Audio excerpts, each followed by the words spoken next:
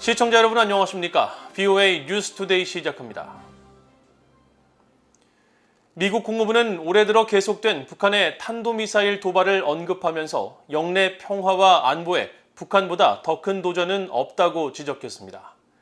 북한과의 대화와 관여에 열려 있지만 북한이 호응하지 않고 있는 상황을 상기시키며 북한의 대화 참여는 비핵화를 향한 점진적 과정에 환영할 만한 첫 단계가 될 것이라고 강조했습니다. 첫 소식 박형주 기자가 보도합니다. 미국 국무부의 네드 프라이스 대변인은 18일 정례 브리핑에서 북한이 최근 순항 미사일을 발사하고 중국과 러시아가 강력한 군사적 유대 관계를 맺고 있는 데 대한 미국의 대응을 묻는 질문을 받았습니다. 프라이스 대변인은 북한의 올해 계속된 대륙간 탄도미사일 ICBM을 포함한 도발을 지적하면서 미국은 한국, 일본과 협력해 적절한 조치를 취할 것이라고 강조했습니다. There is perhaps no greater challenge to peace and security in that region, than that posed by the DPRK.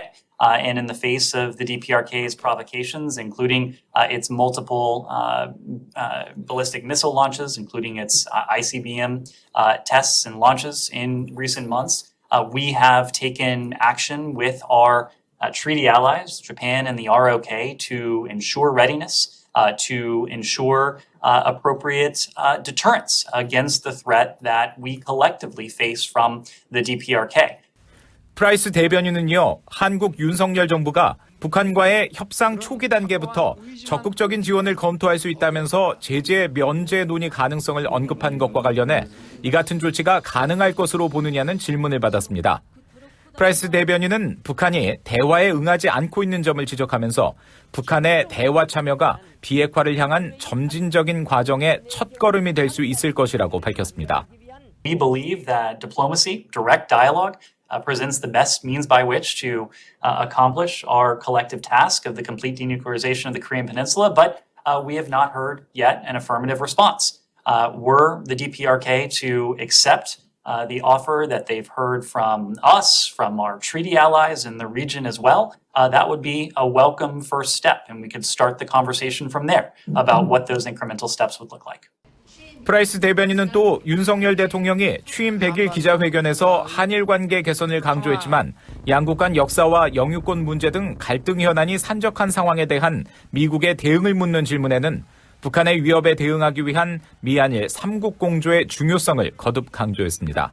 DPRK, but we also recognize that the trilateral relationship and trilateral cooperation is indispensable if we are going to effectively confront this threat, because it is a collective threat that the DPRK poses to our alliance, the alliance that we have with the ROK, the alliance we have with Japan, but also to our collective trilateral interests. 프라이스 대변인은 그러면서 미국은 한일 양국과 고위급 회담을 여러 차례 가졌다면서 한일 양국 간 민감한 역사적 차이와 문제가 있다는 사실을 이해하고 있다고 말했습니다. 그러면서 미국은 한일 양국과 이런 문제를 해결하기 위해 대화를 지속할 것이며 3자 조정을 통해 역사 문제 등 갈등을 조정하는 것이 가장 효과적일 것이라고 강조했습니다. VOA 뉴스 박형주입니다.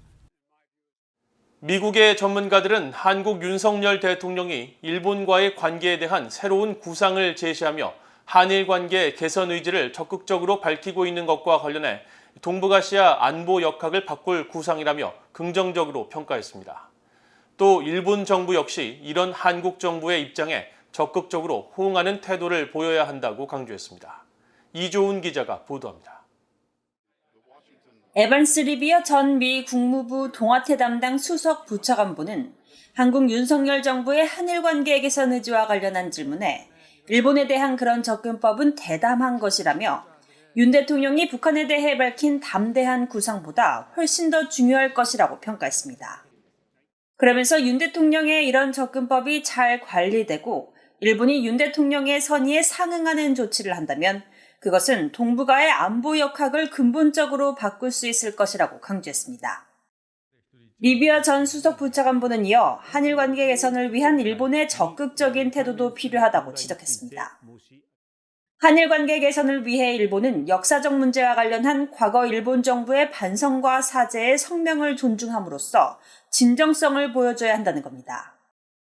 특히 한국이 민감하게 반응하는 것들을 피하며 한국에 취한 무역과 상업 관련 조치를 철회해야 하고 1965년 한일 기본조약 해석을 둘러싼 양국 간 이견을 해소하기 위한 방안을 찾기 위해 한국과 협력해야 한다고 밝혔습니다.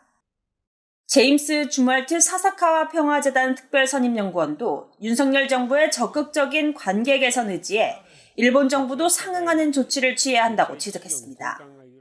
The Japanese government is in a good position to take some positive steps because the elections are over, so they don't have to face or be concerned about being criticized in public. So I very much hope to see the Japanese government reciprocating those gestures with positive gestures on their own. 주말트 특별선임연구원은 그러면서 한일 관계 개선을 위해선 일제강점기 강제동원 피해자 배상과 관련해 일본 기업의 한국 내 자산 현금화에 대한 한국 대법원의 판결이 있기 전에 해법 마련이 시급하다고 강조했습니다. 유코 나카노 전략국제문제연구소 CSIS 연구원은 지난 몇 달 동안 윤 대통령은 한국이 자유주의 국제질서를 수호하는데 더 적극적인 역할을 할 것이라는 구상을 밝혔다면서 윤 대통령의 이런 구상은 자유롭고 개방된 인도태평양 프레임워크를 포함해 일본의 전략적 구상과도 일치한다고 평가했습니다. 전문가들은 미국 정부도 한일 관계 개선을 위해 물밑 외교적 노력과 동시에 한국과 일본이 공동으로 참여하는 다자간 협력 기회를 계속 모색해야 한다고 강조했습니다. VOA 뉴스 이존입니다. 지난 1976년 판문점에서 북한군의 도끼 만행 사건으로 숨진 미군 장교들에 대한 46주기 추모식이 열려 희생자들을 기리고 북한의 계속된 도발에 대해 규탄했습니다. 한국 경기도 파주 공동경비구역에서 18일 진행된 판문점 도끼 만행 사건의 미군 희생자 보니파스 대위와 바렛 중위에 대한 추모식에는 데이비드 레스퍼런스 미국 이보병 사단장과 앤드류 해리슨 유엔 사령부 부사령관을 비롯해 이두희 한국 육군 1군 단장 등과 유족, 동료들이 참석했습니다. 레스퍼런스 미국 2사단장은 추도사를 통해 공동경비구역에 근무하는 장병들은 이들의 용맹함을 잊지 않고 조국과 북한의 위협을 막아내고 있다면서 한국 전쟁은 아직 끝나지 않았고 북한은 여전히 한국뿐 아니라 동맹과 파트너, 미국 본토까지 위협하는 능력을 개발하고 있다고 지적했습니다. 판문점 도끼 만행 사건 당시 보니파스 대위와 함께 근무했던 김문환 예비역 한국 육군 소령도 추도사를 통해 당시 북한군이 악랄한 만행을 저질렀다고 비판하면서 유가족들의 아픔을 위로하고 당시 사건 이후로 JSA 경비대대는 삼엄한 경계를 유지하며 북한의 도발을 억제하고 있다고 강조했습니다. 독일군 전투기가 처음으로 한국에 배치돼 한국 측과 교류 활동을 진행할 예정이라고 독일 국방부가 밝혔습니다. 독일 국방부는 18일 VOA에 독일 공군 군용기들이 호주에서 연합 군사훈련을 마친 뒤 한국에 들러 상호 운용성 및 경험 교류 활동을 벌일 것이라고 전했습니다. 독일 공군은 아시아 지역에서 급변 상황 발생 시 신속하게 전투기를 투입하는 레피드 퍼시픽 훈련을 15일부터 진행하고 있습니다. 이 훈련을 위해 독일은 1956년 재창군 이래 처음으로 유로파이터 6대 등 군용기 13대를 아시아에 파병했는데 이 같은 독일 전투기의 인도태평양 배치는 최근 중국의 타이완 위협과 패권 행보가 노골화하고 지난 6월 나토가 중국을 잠재적 도전으로 규정한 뒤에 이뤄져 주목됩니다. 한국 정부 당국자들이 북한의 인권 개선과 세계 민주주의 옹호를 위해 전념하겠다는 의지를 보여 매우 희망적이라고 미국 민주주의진흥재단 NED의 데이먼 윌슨 회장 겸 최고 경영자가 말했습니다. 최근 한국을 방문해 권영세 통일부 장관 등 고위 당국자들과 북한 인권단체 관계자들을 만난 윌슨 회장은 18일 VOA와의 인터뷰에서 한국 정부의 북한인권재단 설립과 탈북민 공동체에 대한 강력한 지원, 대북정보 유입의 중요성과 북한 인권 문제의 국제 관심 환기를 위한 노력을 요청했으며 한국 측도 긍정적으로 호응했다고 설명했습니다. 또 윤석열 한국 대통령이 최근 제시한 담대한 구상에 북한의 인권 문제가 언급되지 않은 것에 대해서는 이 사안이 한국 정부의 까다로운 문제로 알고 있다면서도 윤석열 정부의 북한 인권 개선에 적극적인 관심을 보이는 당국자들이 분명히 있는 것을 확인한 만큼 이런 파트너들과 지속해서 협력하기를 기대한다고 말했습니다. 윌슨 회장은 이어 북한 주민들의 끔찍한 인권 상황은 국제사회 양심에 있어 도덕적 재앙과 같다며 NED는 연간 수백만 달러에 달하는 한국 내 북한 인권 관련 시민사회 단체들에 대한 재정 지원을 계속할 것이라고 강조했습니다.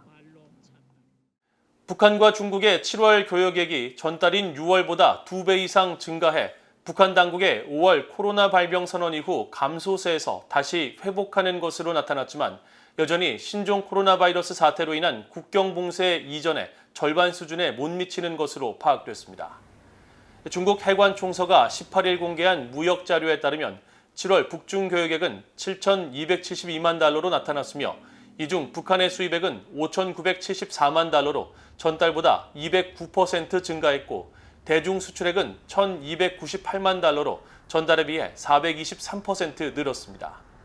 국경 봉쇄 이후 지난해 말부터 서서히 회복세를 보이던 북중 교역은 지난 5월 북한 당국의 코로나 발병 공식 시인 이후 급감했다가 다시 회복하고 있지만 여전히 2019년의 절반 수준에도 못 미치고 있습니다. 이상으로 VOA 뉴스투데이를 모두 마칩니다. 시청해주신 여러분 고맙습니다.